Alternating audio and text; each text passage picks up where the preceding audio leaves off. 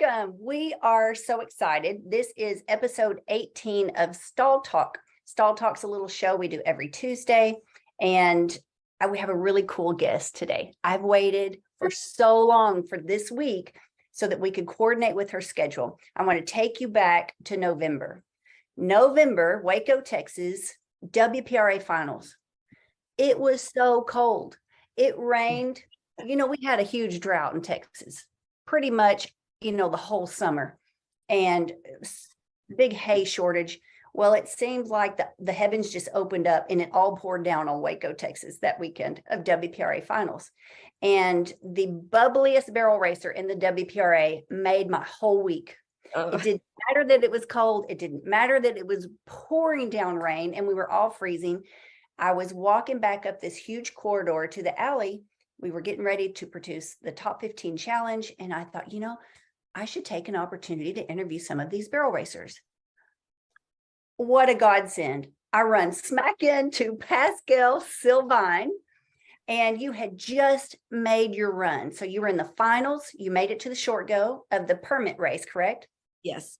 Yes. And you had just come barreling down the alley, stopped your horse, stepped off, and I threw a microphone right in front of your face. And that was the first time I really got to, I guess, engage with you up close and learn about you and hear a little bit about your story. And I was like, wow, what have I been missing out on all of this time? So I'm so excited you're here.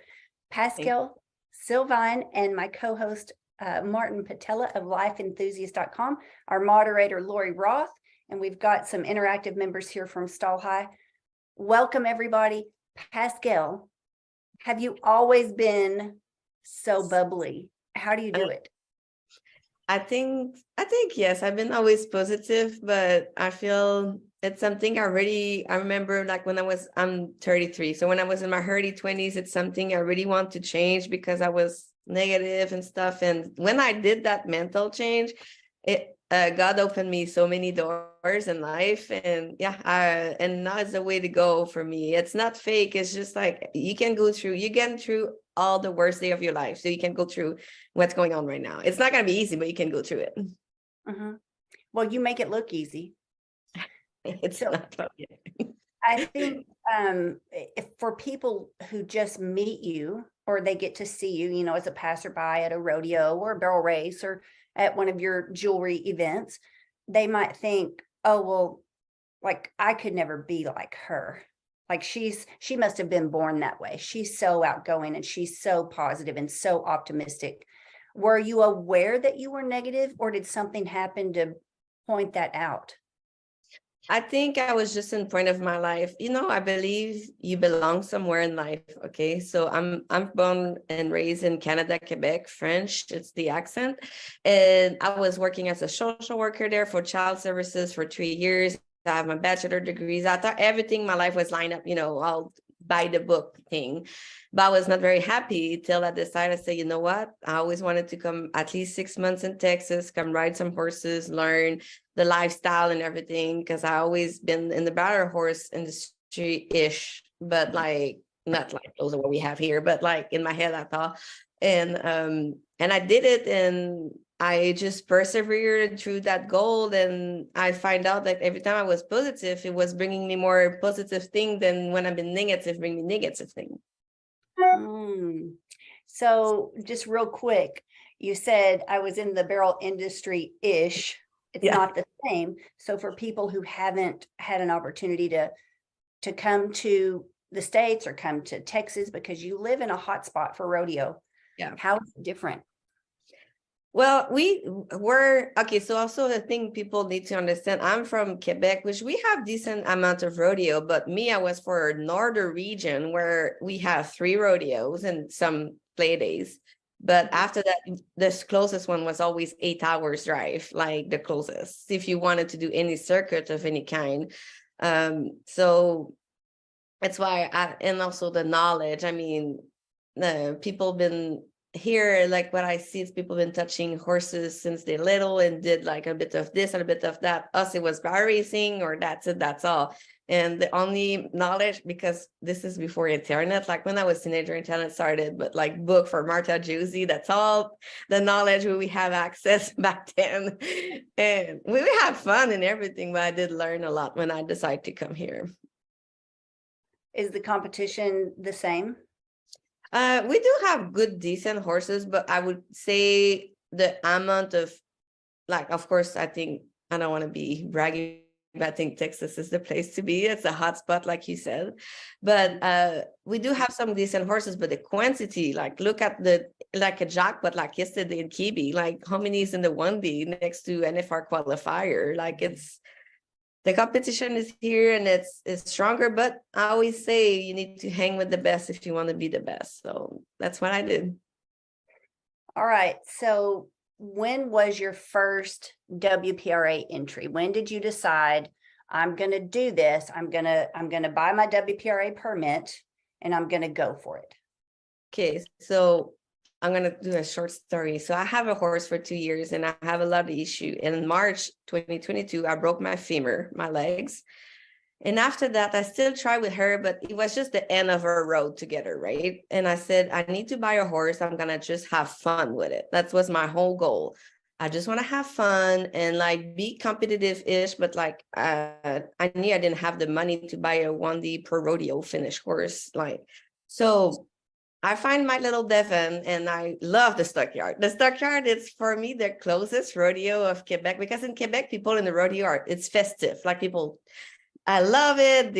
You have a little bit to drink and the party, and it's like here it's a little bit more quiet. But the stockyard is the closest of my hometown. You know, I'm like, oh, I feel home for a second. So I go to the stockyard all the time. And I brought my little Devon. Any second rodeo there, he won. I think it was the second and the third time I go there. I'm not sure, but we won the rodeo. I was lucky. Not much people was there, but I still won it. So I was like, well, I always dreamed to rodeo. So I talked to one of my good friend, he do per rodeo, he calf rope, but he very helped me because I was debating between using UPRA or do a PRA. He said, well, if your dream is to do a PRA in the long term, you need to start to learn now how it works, because it's a lot of learning. And I was like, you know what, you're right. I say, who cares what people say? So I buy my card in September for 2023. And my first pro rodeo was the first one. It was in Bowie, Texas. For answering your question. Wow. And so how did it go in Bowie? Were you excited to be there, or did you have reservations thinking, because a lot of people struggle with imposter syndrome. I shouldn't be here. I'm not ready yet. What was it? What did it feel like for you? So I actually did a TikTok about this driving there, and I started to cry and say, I always dreamed to pro rodeo, like for a long, long, long time. And I say, I'm doing it now. Like it's the day. And weirdly, I felt again the feeling I belong. Like when the first time I put my feet in Texas, I felt like I have that strong feeling it's where I belong. And I was like, oh, I feel like it's where I belong. And I said, we're gonna do the best. It's just another run. And we were in the slack, and it was the first time I ran him outdoor. And I was like, I'm sure it's fine. And he was decent. We were like 27.8 from the fastest run that day. So I was very satisfied with that, because it was so much. I didn't even know how you react with the shoot and like all that. I just throw it to the wolf, you know? And yeah, it was great. And I work very hard for my business and build what I have. And it's why I try to erase that syndrome, imposter syndrome, and say, no, you belong, you work hard to be here. In different ways maybe, but you still work hard.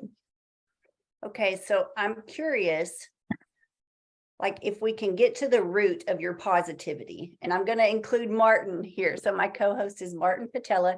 He is founder of lifeenthusiast.com. I love having you on every week, Martin, because you bring a level of expertise and connecting the mind and the muscles and our health. Does this sound like a spiritual root to you? What's the foundation? What is there anything else going on that leads to this? What are your initial thoughts, Martin? My number one thought is my memory of being in Montreal. I was I was young then, 1977, 77.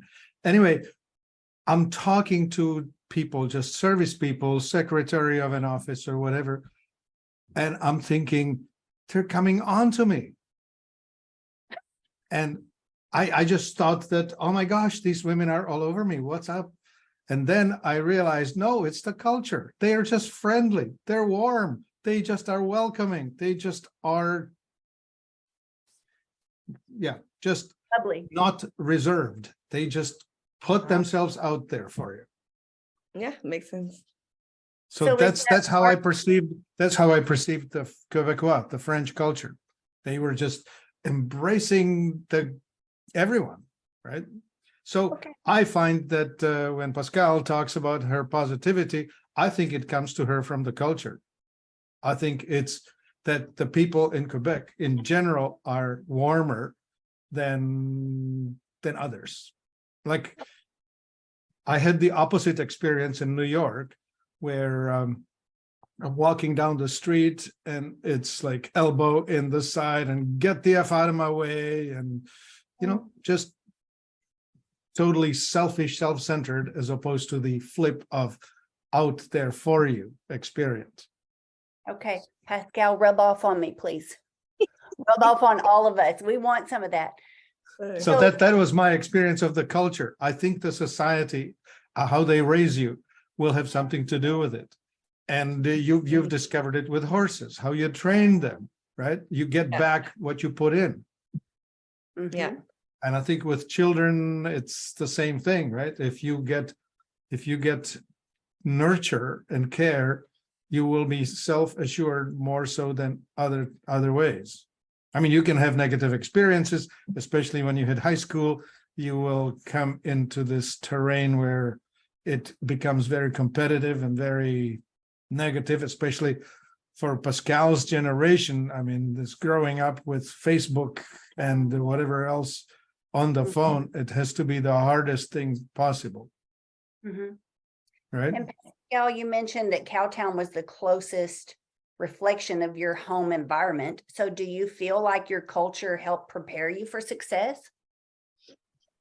Um, I would one say thing just I for can giving, just for giving, not for success. That has not much to Okay. do with it. Putting But yourself out there. that's a how weak you way. approach people is that you approach them with essentially your heart in your hand, as opposed to with a whole lot of armor. Yeah. I trust, like, and that makes total sense, because I try to give the benefit of the doubt that everybody have good in them. Of course, I'm going to protect myself in a way, but like I try to think everybody think positive all the time. I guess that makes total sense. I'm agree with this. Yeah. We I want you grew up in a household with my father who was as negative as you can be. He always pointed at people and saying, you watch, he's going to steal something, or he's going to fail, or whatever, right? And of course, every one of us will have a bad day. We will either be caught in a little lie that we'll try to fix with a bigger lie, or whatever it is that will do wrong instead of doing right. Yeah. And so he would always just wait for someone to fail, say, see, I told you. Yeah. That and makes it's sense. hard. It's hard to get out of a negative rut. So Martin, you talked about that before, like the mental rut that we can get in. So Yeah. Pascal, I do applaud you for making a decision to get out of whatever rut you were in, and not just changing your mindset. You changed everything. You changed your location, your lifestyle, My your language. employment. I didn't speak English when I came here. I mean, we don't have any excuses anymore after we get to know you and see you. And I just want you to distribute your joy where you go. Like, take Cowtown with you. Make every And place Cowtown. On this line of subject is something is very important. Like something in me, I struggle, and now I give me forgiveness, and I hope I can give that message out. It's like sometimes I'm like, well, I'm too old, or I started too old, or blah blah blah. When I don't think age is a factor. It's if you want to do it now, because we have one chance on this earth. So either you do it now, at age whatever you are, and then you'd never do it, and like the business I started, like I was like very serious. I was in my 30s, and pro rodeo, I'm 33. I just got my permit. It's not even fill up yet. Hopefully soon, but it's still not fill up. So it's age, it's if you really want to do it, just go for it. That's all I have to say about that very strongly. Well, was there a spiritual, like a defining moment that impacted your decision to make a change? Because you're very open about, you're very transparent about faith. You believe in God, you profess your faith in God. And was there a defining moment that, is there a spiritual foundation? Let's talk a little bit about that. How much does faith factor in for you? I grew up so we're Catholic back home. So we used to go to church a lot, and I did not believing, but the connection with faith for a long time. Here it's stronger, and the way y'all see the faith is, for me, connect more with who I am Catholic. It's like, it's this or that, or like it's more sin, and it's more always negative for me, the way I experience it anyways.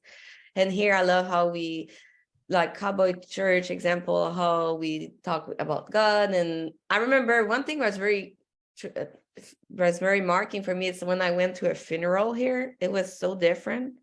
And us, it's like, again, by the book, it's always the same thing. Whoever is there, and you just put the name of the person, that's unpersonal. And this, when I came here and I see how personal it is, and how you can be personal in your faith here, I should talk about it. Yeah. It's where I recreate my connection with God. And I also have a accident, like I should probably, like I've been lucky, I wasn't with my truck, and I stay alive. And it's where, for me, was like, okay, God is real, and God want me here. What you gonna do with your life? And you need to stop losing your time, because I was in the past of a lot of struggle.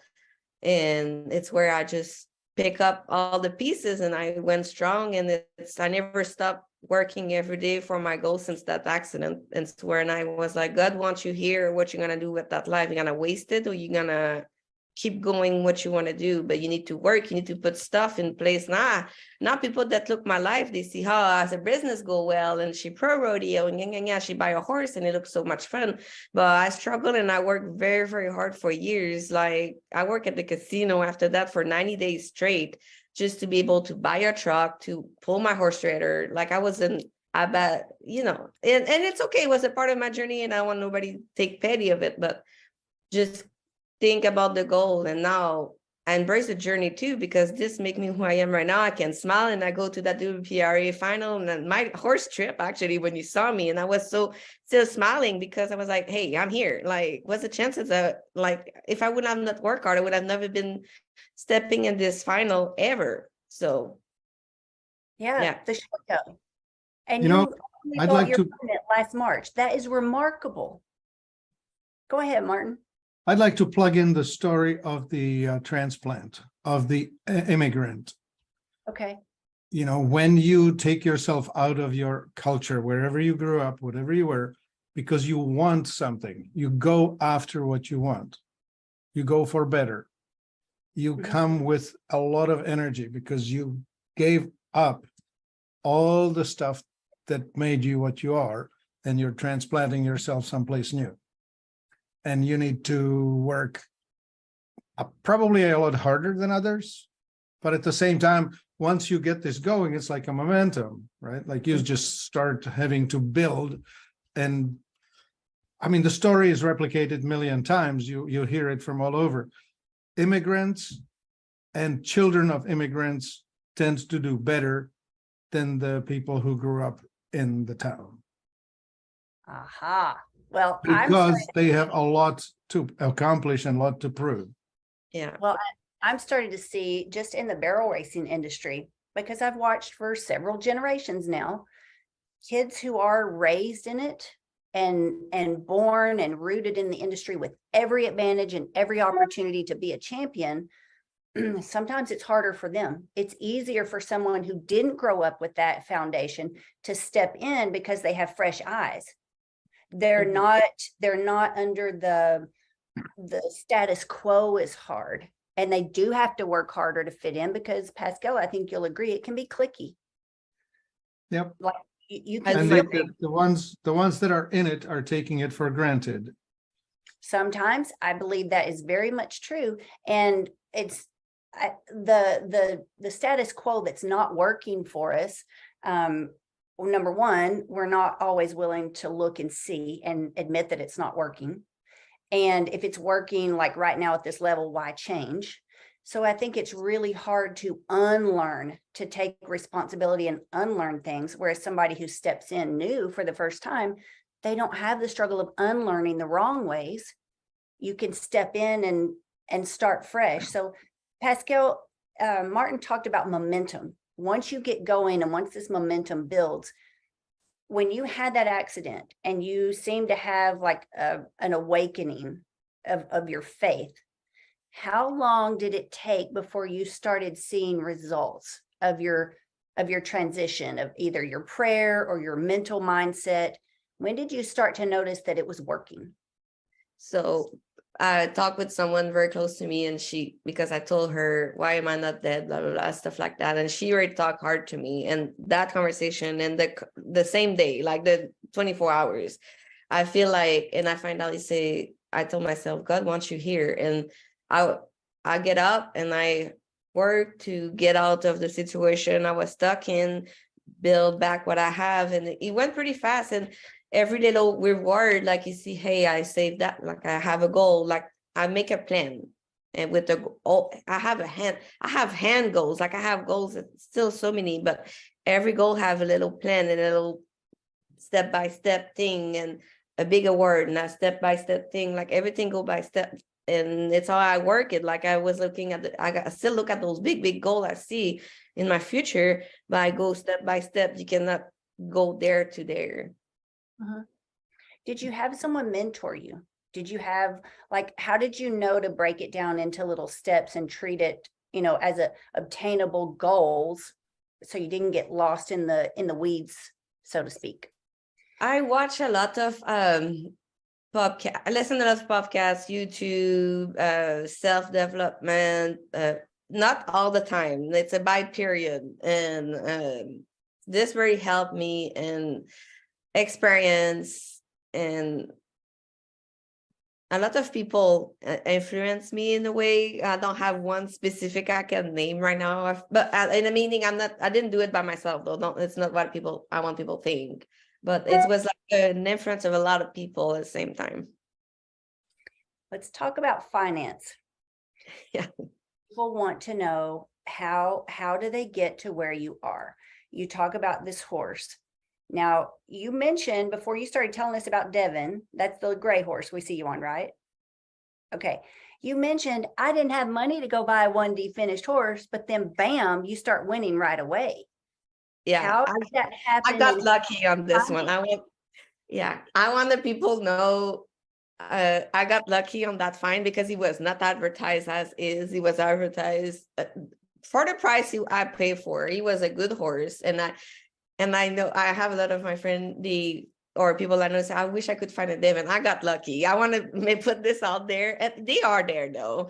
I have also one of my friends, Pedro Borges, is from Brazil, but we used to work horses together, and he helped me to find. If you say mentor of horses, I do have a plenty. Like they help me with skill. Every run, I send them around what you think. So this, I truly believe you need mentoring the horse, like especially like I'm okay, but I'm not the best rider. And like, how can I change this and this? Do what we have with what you have. But financially, for your question, it started with the casino, and I have my side hustle, and after that the jewelry, and after that I just grow the jewelry. And I knew because I worked 3 years for a world champion here, so I was in the industry in a way, in futurity, and I saw those rich kids having all the money in the world and do nothing with that. Like they could have went everywhere. The parents was ready to pay. Some did, but some, it was so ended to them, they didn't take the chance, or maybe it was not what they wanted to do, and it's okay. But I was like, okay, I know I'm never gonna have that kind of money handing to me. So what else can I do? You need to build something that's gonna bring you the money to do what you want to do, because courses ain't cheap. Like, we know that. Like, just keeping it at the place. I'm not saying even buying one. I'm just like keeping it in shape, go to the vet and all those things. It's expensive. Right. But you make it work. When you really, really want it, I think you can make it work. What made you decide jewelry? Which, by the way, every time you put your hand near the camera, I'm like, ooh, just sing, because I'm a huge turquoise fan. So what made you choose jewelry and specifically turquoise? So I started 2012 in Canada. When I finished my degrees, I even started a master, but it was not, because in the winter you can do nothing. You cannot ride your horse. Where I was, we didn't have cover arena. Like, it was the horses in outside and surviving in the winter. And I was like, God, this is long. And I was done with school. So I was like, I always love it.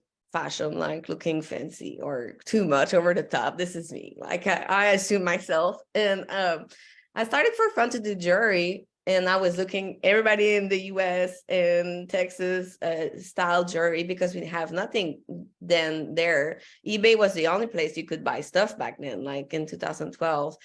So I started to do that. And when I came here, I always did it for helping. And my style of jewelry very involved. And I started to work. I was so scared to start to work with turquoise, because it's a more expensive stone to work with, than I used to work with sea beads, which is like glass beads. It's like, you can buy it for Hobby Lobby for $1.99. You know what I mean? So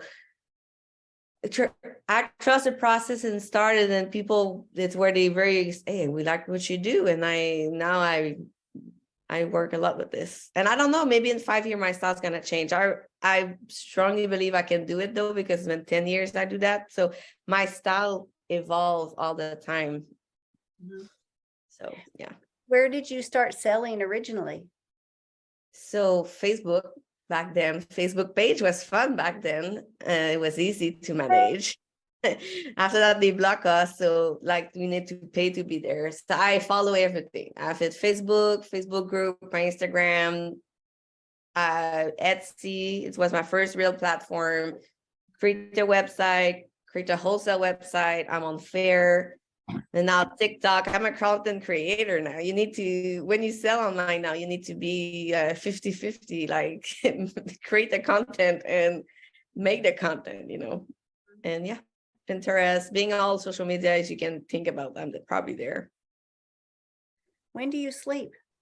Actually, I don't have kids and I don't have a husband, so I am not perfect, and my house is a mess. So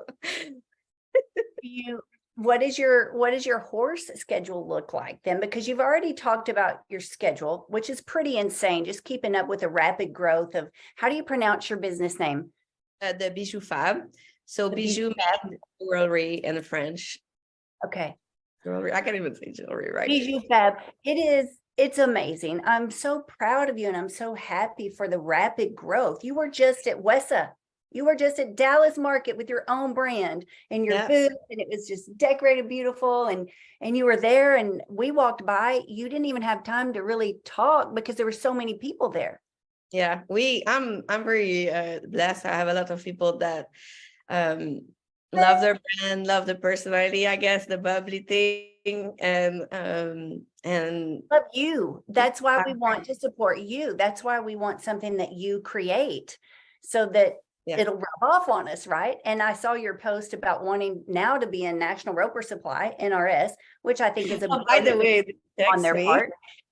Yes, they DM me on TikTok, so my trick worked. I was like, this is a smart idea. Smart girl. All right. So you reached out. Tell us about that. People may not know the story, and they may be like, how did she get NRS to pay attention to her? So I saw that TikTok that people want to be represented by a brand, a TikTok trend once again. And I was like, oh, I could do that and say, it says like day one, trying to have an artist noticing me. And it was day one yesterday. And I have like only 1,000 views, but I have so many people that say, because when you're in the industry of wholesale, like I am, you make a lot of friends in the wholesale that know who buy from. So I have a couple of those that contact the buyer from NRS. I have friends that knew who work at NRS, and it just and NRS sent me a DM and asked for more information, which I did, and finger crossed, but at least my feet, like they know who I am now and they follow me. Well, we're excited for you. The last time I was at NRS, I think I took, Lori, how many hats did I take that day? Like 9 hats to NRS? Yeah, I think so. Yeah, we took 9 hats to get reshaped and spruced up before the national finals because my favorite hat shaper in the world now works at NRS, Chance Foster. He's been shaping my hat since he was a teenager. And they're so blessed to have him. And I know they're going to be blessed to have your brand in that store as well. So I'm excited for you. I will be praying that all goes well. I'm curious if you'll get to meet with my friend Brooke Birch, who works on location in the Decatur store, and she is precious. She's awesome. I think you girls are going to really like hit it off and click. So that's exciting. So we talked about financing. We talked about the momentum when you started seeing a difference, how you started selling things. You didn't have this handed to you. You went and worked at a casino. Did you want to work at the casino? I'm curious. Also, I have 3 jobs at the beginning. I was doing the jury. I was working at a steakhouse in Gainesville, which have, if we were lucky, 5 customers at lunchtime, and the casino. Like I have fun in the casino. I don't want to spit on it. Like I don't want to be like over it. I have fun. I met a lot of good people, but it was not my crowd and my kind of, I'm not working in a cigarette smoke and all that. It's not me, but I was like, it's been good to me, and I don't want to talk bad about it. They've been good to me. Well, But I was happy to not go back. I love those stories. In the first Top 15 challenge we did year before last, we interviewed Seth Roy. He announces the All In Barrel Race, Seth Roy Voice Productions. And he told the story about 2020 when all rodeo shut down and every event that he had booked for his voice as a professional announcer shut down. Well, what was he going to do? I think he had just gotten engaged to Courtney. He was like, oh my gosh, what do I do? Well, he had to get a job for a while in the interim. Did he want to do it? No. Was that his choice? No, it was not. But he told that story about how he was willing to do it because he didn't want to let go of his dream. Mm-hmm. He had to hold the gap. He had to make it happen and hold things together until rodeos kicked up again. And I don't know, you did mention some kids that just don't take advantage of the opportunity, where you see other people who would just love to have an opportunity. I think some of us just feel stalled. For me, I didn't realize I was as negative as I was until somebody pointed it out, Pascal. When I was in college, I vividly remember my friends getting on to me. I was apparently in a foul mood. It was such a behavioral routine for me. I really didn't know it until one of my best friends spoke up and said, we love you to death, but you're getting on our nerves. So either knock it off right now or we're going without you. Oh, but those are real friends. Yes. And I'm so glad that she just kind of snapped me out of it and helped me step back and reflect how I was thinking, what I was saying, why was I stuck in a negative loop anyway? And that was a really pivotal moment for me in my early 20s. That's when my own faith kind of came to fruition. I didn't really have faith before then. I had religion. I'd been exposed to religion. You grew up in a Catholic environment. I grew up in a Southern Baptist environment. Martin, I don't know if you've told me about your upbringing, faith, spiritual. I grew up in a police state behind the Iron Curtain, where the religion was the communism. The church was banned, it was bad, and yet, believe it or not, I ended up growing up studying Buddhism, yoga, I grew up, I mean, my mom is a Holocaust survivor, Jewish. Oh. And but she was so mad at her God for having put the entire race through that she wanted to have nothing to do with it. And yet in her childhood, she was, she was part of the Zionist childhood movement and whatever. Mhm. That whole thing just beat it out of her. Anyway, so what could I tell you about this? I was raised in scientism, the religion of science, Mhm. which I totally reject. Why do you reject it, Martin? Well, you see, religion is what's left after spirituality leaves the room. Say that again, please. Well, religion is based on rituals. And Pascal talked about that. The Catholic Church is really big on rituals. They have established their, the mass is done this way, and you stand up, you say this, you sit down, then you da da da da da da da. It's like a rock concert where the audience sings with the rock star, except it's pre-scripted. Mhm. And there's very little spirituality itself within it. You don't get closer to God. You just simply do your ritual with your neighbors. Mm. Nailed it. So was it your health journey, Martin, that changed things for you? No. I don't know. I'm not from this world, I'm just passing through. Well, we're glad that you're sharing your time with us. Yeah, no worries that. I wouldn't say, well, that the health journey, I mean, all breakdowns, I would say, all challenges, all difficulties are there to teach us something. When it gets tough, we need to evaluate why as opposed to how. Okay, now we're getting into the really thick stuff. Yeah. Well, yeah, the why. As to how, and that, quite frankly, that's our mission. That's our heart at Stall High, and through the mentor program, and through having Stall Talk every Tuesday, and awesome guests who come on and share, their life's work, what they're passionate about. We want answers. When you don't have answers, there's a passage in the Bible, there's a scripture that says, "My people perish for lack of knowledge." That's when we get stuck, because we don't know what to do next. And instead of asking why, like Martin just referenced, we ask, how come? Like, why Why- me or why not yeah. me? But we don't really Why me instead of why not me? Yes, we don't really give the time or the energy to start peeling back those layers, because we think that's going to take too much work. I want the express. I want microwave success. Well, microwave success doesn't go anywhere. It stays in a box. It typically doesn't get very far, Mhm. and the flavor's not as good. Yeah. So, Pascal, I'm proud of you for working hard for your dream.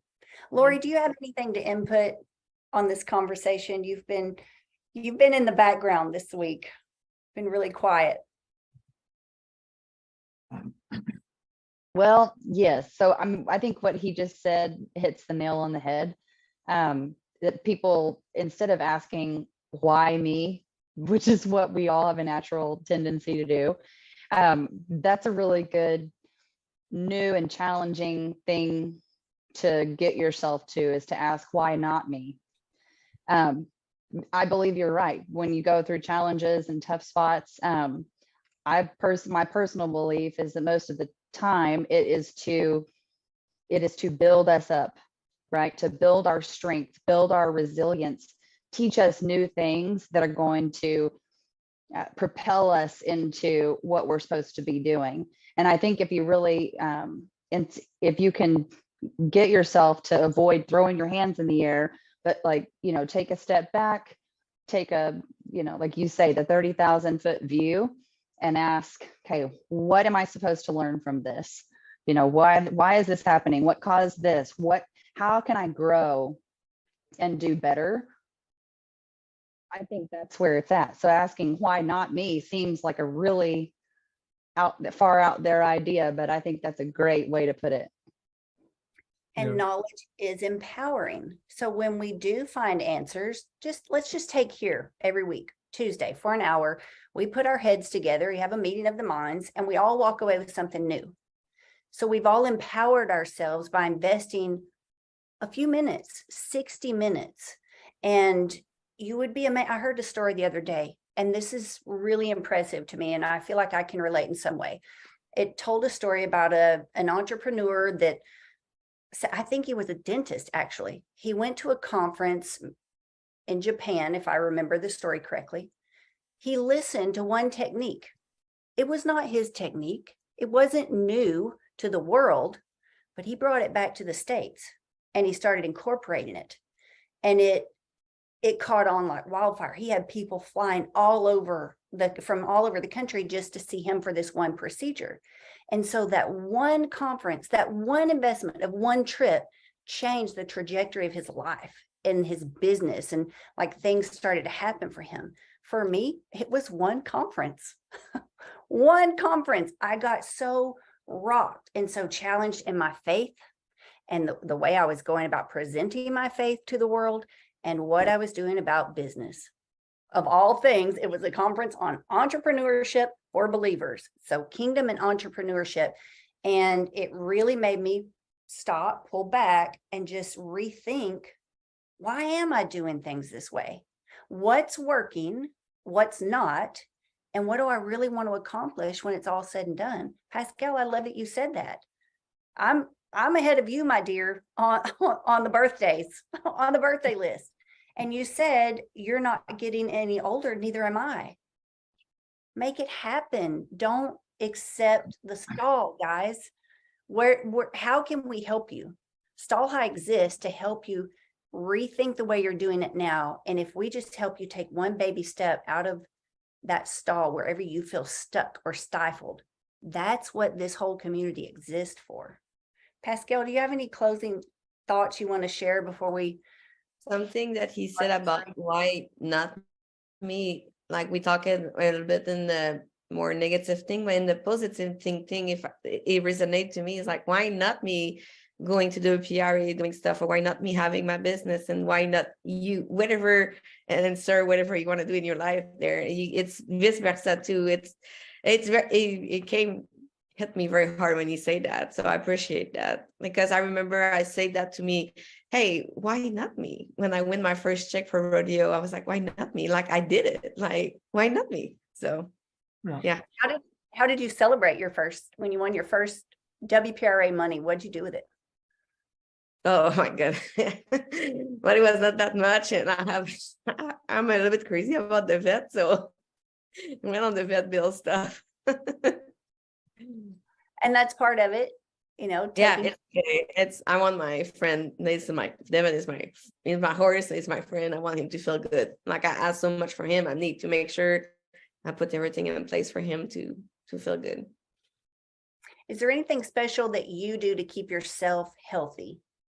That's my last question. That's my challenge that I am struggling with my own. Like, I know what to do to be healthy and do all that. And I think you need to love who you are as you are, but you need to also make the best version of yourself. And it's where I'm stuck, and I need to work on, because I work so hard on the business and everything, and it's excuses, but that's my challenge. We all have challenge. I'm not perfect, and I have my own demon, and that's mine. And it's what I'm working on right now.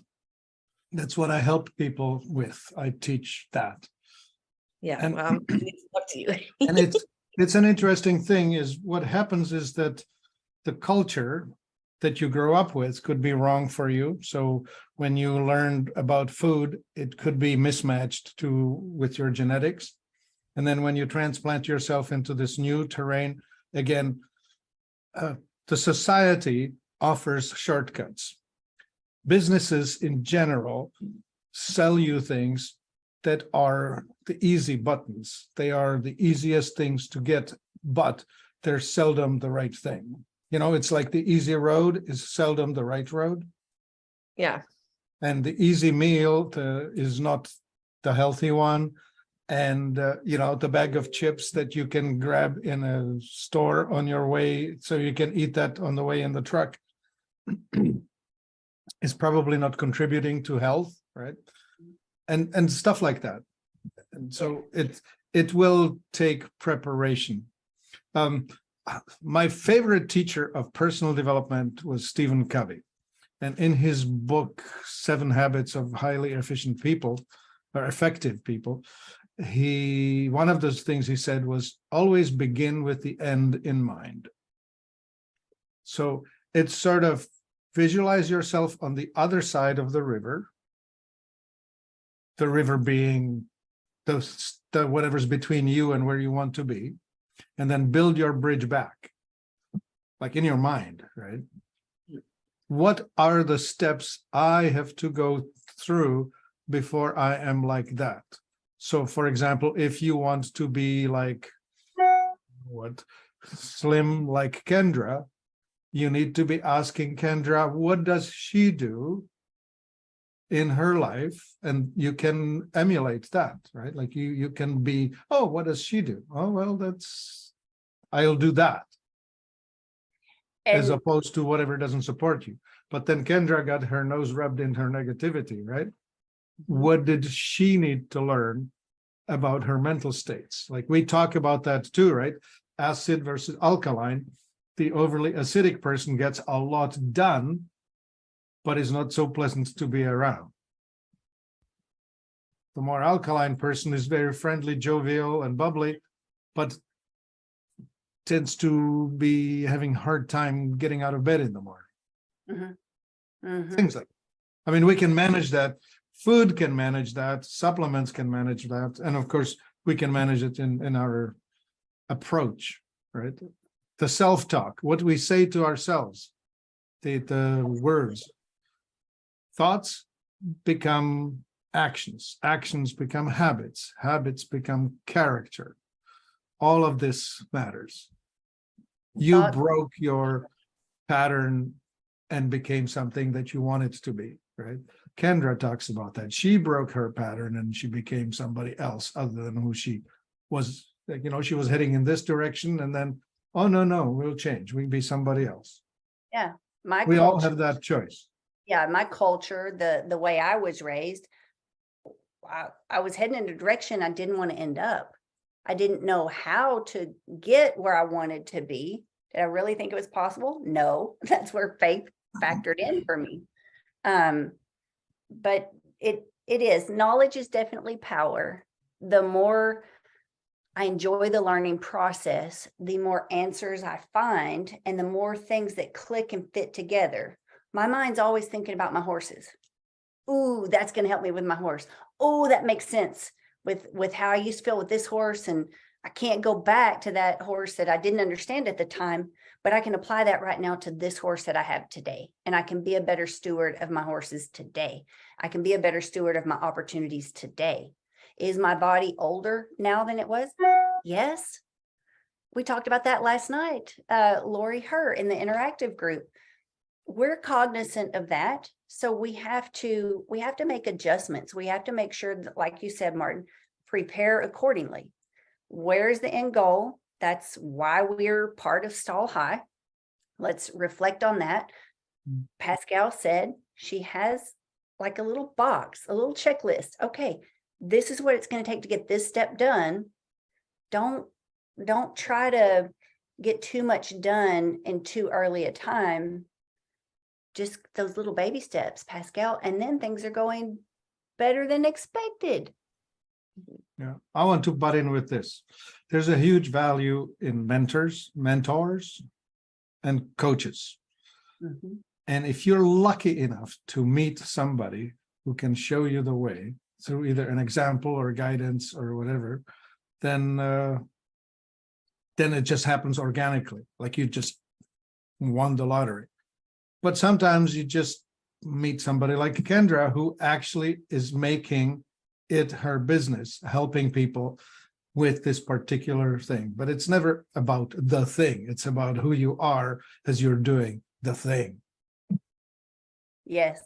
And It's the talking about, character that determines the way you're going to do it.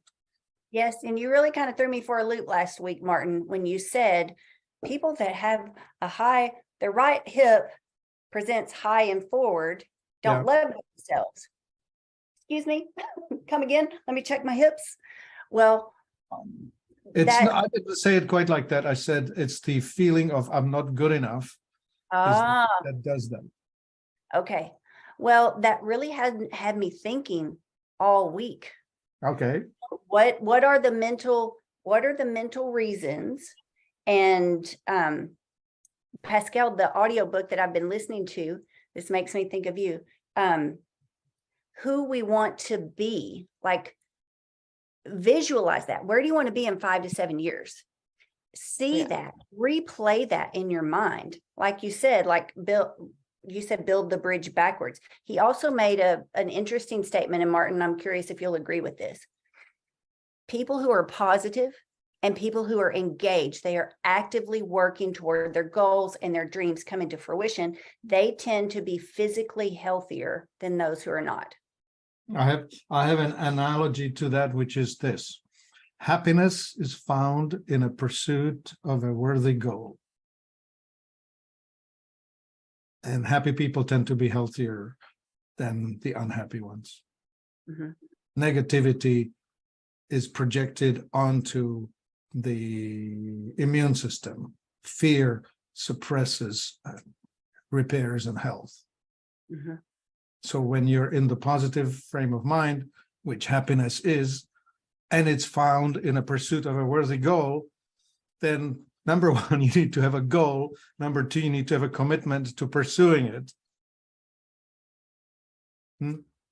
Then the health will follow you there because you will be motivated to be healthy.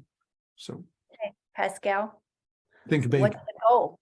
Is it Globe Life Field, Teton Ridge, the American Rodeo? Is it the national finals? What is the end goal for you and your horses?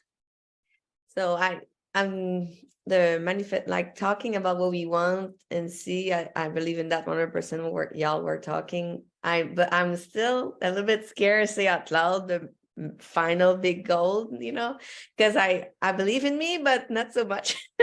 But my goal this year would be to get the second horse for a bigger pattern, to keep going on Texas circuit. After that, I would like to do the circuit final-ish. I don't know when, maybe. And after that, I would like to do, and if like all the rodeo and in America, like trying harder and see where it goes. Well, Martin just mentioned the value of mentor and a coach. It just so happens that Matt Reeves coaches for us every Monday night in Stall High, and he's our mentor on Mondays. Well, I'm personally committing 2023 to start heading in that direction. What do I need to do to get ready so that I can capitalize on Matt's plan? He has a strategy for making the finals, qualifying for the national finals the first 6 weeks of the season, Pascal. I saw this. You don't have to run all over the nation for 11 months. Now you got to be beginning. You and your horse have to be clicking when that new season opens, but he can help you enter strategically so that you're ready. And I know that's not a magic wand. I need to start like now. I started, well, really before the finals. I was wrapping my head around and saying, this is my commitment for 2023. Will I get back in the top 50? Yeah, I don't know. I'm going to be closer than if I don't do anything. Yeah, that's true.